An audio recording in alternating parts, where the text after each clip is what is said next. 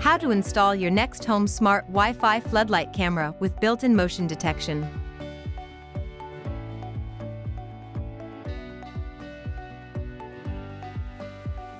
First, make sure you have all the parts you need for the installation at hand.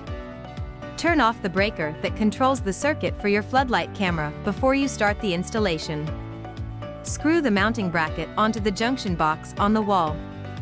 Peel the protective film on the weatherproof adhesive gasket and stick it to the rim of the junction box.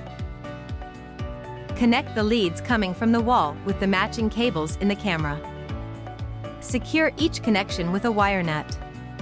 Now mount the camera base. Insert the weatherproof silicone washer through the screw. Then, insert the screw through the base and into the hole on the mounting bracket below. Finally, use the cap to cover the screw and prevent it from rusting. Restore power at the breaker.